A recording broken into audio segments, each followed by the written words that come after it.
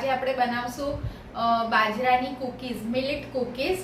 તો એની માટે તમે ઇન્ગ્રેડિયન્ટ્સ જોઈ લો. અને આ ડાયાબિટીક ફ્રેન્ડલી કૂકીઝ છે, તો આપણે ગોળ યુઝ કરીને બનાવશું. ઓકે, તો ચલો હવે સૌથી પહેલાં તમે ઇન્ગ્રેડિયન્ટ્સ જોઈ લો શું શું જોશે. તમને પહેલાં તો આવા છે ને મેઝરિંગ કપ્સ બધા જોશે. આ એમને મેઝરિંગ કપ વગેરે નહીં બને, હા, કારણ કે આપણે બેકિંગ કરશું ને એટલે. પછી આવી રીતે મેઝરિંગ સ્પૂન જોશે. પછી તમને જોશે, હું તમને માપ બી કહેતી જાઉં છું લેતી વખતે, 1 કપ ઓફ બાજરાનો લોટ, એક્ઝેક્ટ 1 કપ ભરીને લેવાનો.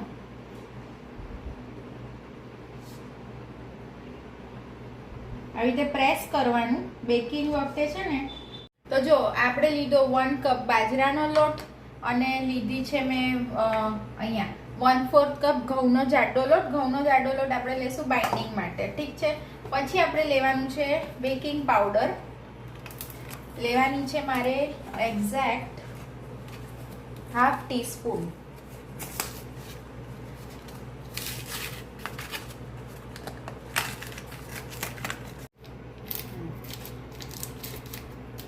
બરાબર, આવી રીતે તમારી પાસે આ બધી મેઝરિંગ સ્પૂન્સ હોવી જોઈએ આ રેસીપી બનાવવા માટે.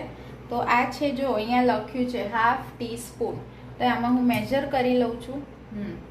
1/2 ટીસ્પૂન, એક્ઝેક્ટ 1/2 ટીસ્પૂન થયું છે. એ હું આમાં એડ કરી દઉં. હું આને પેક કરી દઉં પહેલાં. પછી છે ને બેકિંગ પાવડર નાખ્યો ને, 1/2 ટીસ્પૂન બેકિંગ પાવડર નાખી દીધો. પછી આ બધું છે ને પ્રોપરલી મિલાવી લેવાનું. એના પછી જ તમારે આમાં નાખવાનું છે 60 ગ્રામ્સ ઓફ ચીલ્ડ બટર. હા, ચીલ્ડ બટર જોશે. આ 60 ગ્રામ છે, જે મેં આ મેઝરિંગ કપમાં છે ને મેજર કરી લીધું છે. અહીંયા સાઈડમાં મેજરમેન્ટ લખ્યા હોય ને એ પ્રમાણે હું મેજર કરીને આમાં નાખું છું.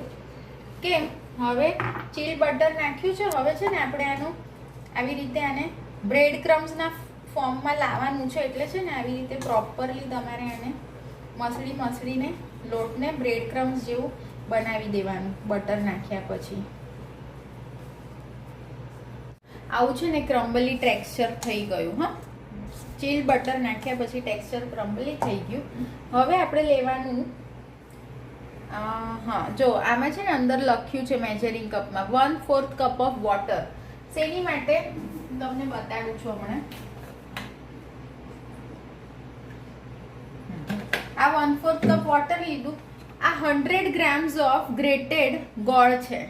100 ગ્રામ્સ ઓફ ગ્રેટેડ ગોળમાં તમારે આ 1/4 કપ વોટર નાખવાનું અને એને છે ને આવી રીતે પ્રોપરલી બધા એના ઓલા ગાંગડા ભાંગી દેવાના.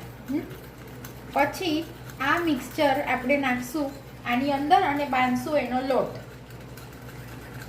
બધા ગાંગડા ભંગાઈ ગયા. હવે જો અમુક છે ને, અમુક તમારે આમ હાથથી અંદર નાખીને આમ લમ્સ તમારે ભાંગી દેવાના. હવે આપણે આનો લોટ બાંધશું. ધીરે ધીરે આ મિક્સચર પોર કરવાનું.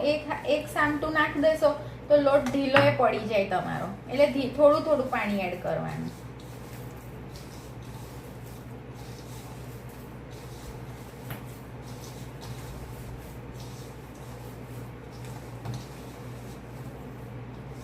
હવે જો સોરી, હું તમને એક ઇન્ગ્રીડિયન્ટ બતાડવાનું ભૂલી ગઈ હતી. લોટ બાંધતા પહેલા તમે આમાં નાખી દેજો 2-3 drops of vanilla essence. Okay,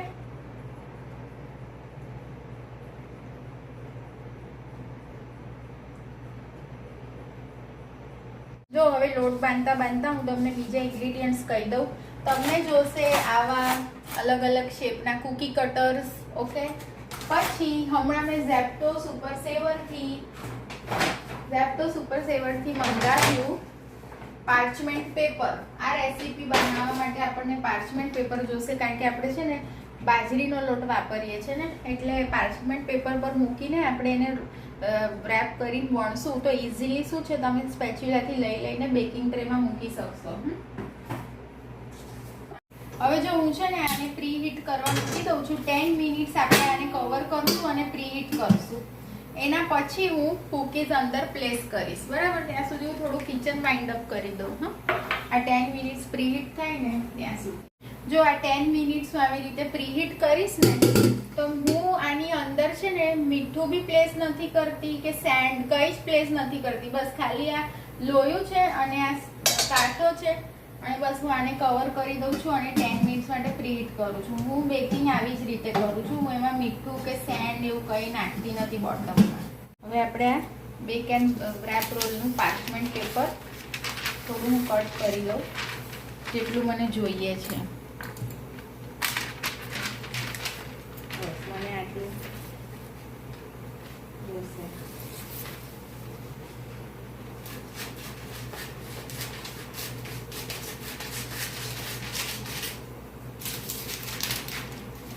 આ ડોમાંથી મેં અડધી લોહી લઈ લીધી છે. અને તમને જો એવું લાગે ને કે તમારું આ લોટ થોડો ક્રેક્સ છે આ લોટમાં, તો કેવું કરવાનું, ગોળવાળું જે આમ પાણી છે ને એના વાળો હાથ કરી લેવાનો અને થોડુંક એને આમ પ્રોપરલી શેપ કરી દેવાનું. ઓકે, હવે આ પાર્ચમેન્ટ પેપર ફોલ્ડ કરી લઉં છું અને હું લઉં છું આવું આટાવાળું વેલણ અને આને વણી લઉં.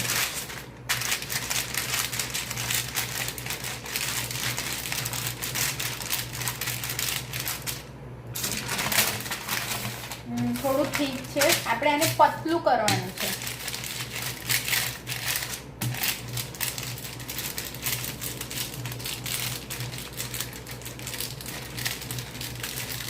હવે જો આવું પતલું તમે રોલ કરજો. અને હું લઉં છું heart shape cookie cutter. Okay, heart shape લઉં છું અને સ્ટાર શેપ લઉં છું, બે શેપ લઉં છું. અને એને આ રીતે કરી લઉં.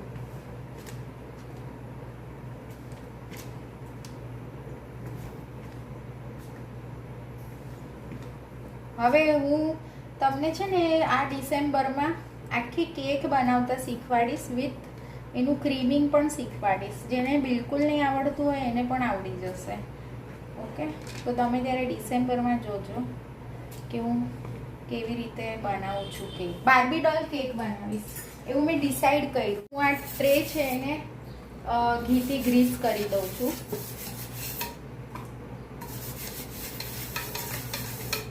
ઓકે, અને પછી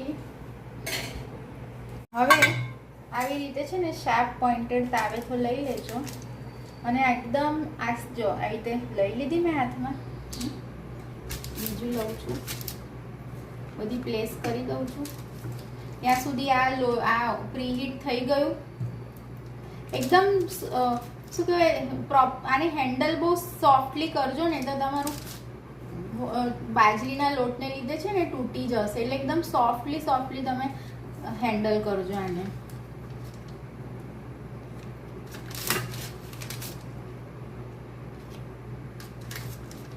હવે તમે આને પ્રીહીટ કરજો સમજો ફોર 10 to 12 મિનિટ્સ. બસ, અરે પ્રીહીટ બેક કરજો ફોર 10 to 12 મિનિટ્સ. તો હવે આપણે બેક કરવા મૂકશું ને આ ટ્રેને 10 to 12 મિનિટ્સ માટે મૂકશું. તો ફ્લેમ બેકિંગ કરતી વખતે છે ને લો કરી દેવાની અને લો થી થોડીક જ તેજ આંચ રાખવાની. બરાબર,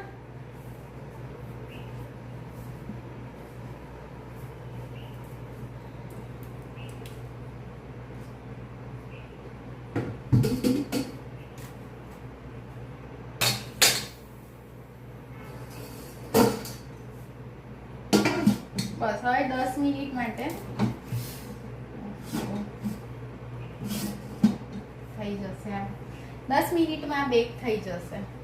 થોડોક મેં હાથ છે ને આવો ગોળવાળા પાણીમાં બોળી લીધો અને આ લોહીને હવે હું પ્રોપરલી શેપ કરી લઉં અને આને અહીંયા પ્લેસ કરી દઉં. આ વખતે મેં મોટી લોહી લીધી છે અને હવે આને વણી દઉં.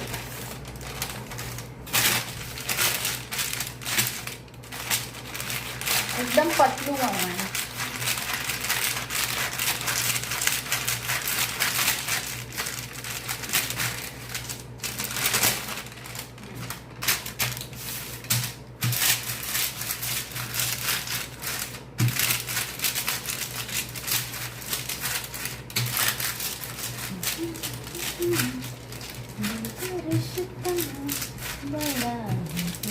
જો આ બધી મેં આવી રીતે કટ કરી લીધી છે અને આ થાય છે બેક.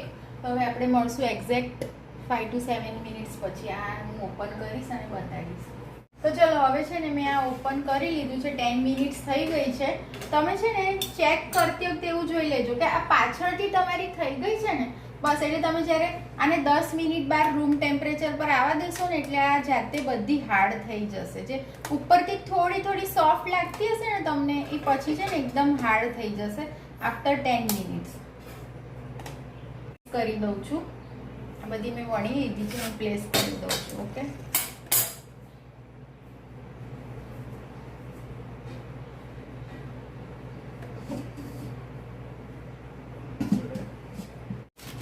આપણે નવરાત્રિમાં બહુ જ બધો નવરાત્રિમાં બહાર બહુ જ બધું શું કહેવાય ખાધું હોય તો હવે દિવાળીમાં આપણે થોડું ઓછું તળેલું ઓછું ગળું ખાશું. તો એની માટે મેં આ રેસીપી સિલેક્ટ કરી જેમાં ગોળ નાખવાનું છે, શુગરની અને બેકિંગ કરવાનું છે, કોઈ ઓઇલ નહીં. ચલો થઈ ગયું છે. હવે હું આને મૂકી કટરથી કટ કરી લઉં છું. ફ્લાવર શેપ આ વખતે હું ફ્લાવર શેપ યુઝ કરું છું. Star, flower, flower, heart, star. તો જો હવે છે ને હું આ થર્ડ સ્લોટ બેક કરવા મૂકું છું.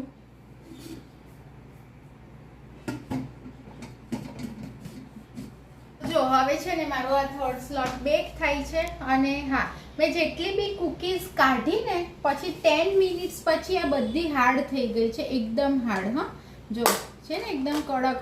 તમે કાઢશો ને ત્યારે તમને સોફ્ટ લાગશે પણ 10 મિનિટ્સ પછી આ બધી જ હાર્ડ થઈ જશે. બરાબર, તો હવે એકદમ થરી જાય, રૂમ ટેમ્પરેચર પર આવી જાય એટલે એક જારમાં ફિલ કરી દઈશ અને પછી હું ખાઈશ એને. ઓકે, તો ચલો bye and please do have a nice day. By.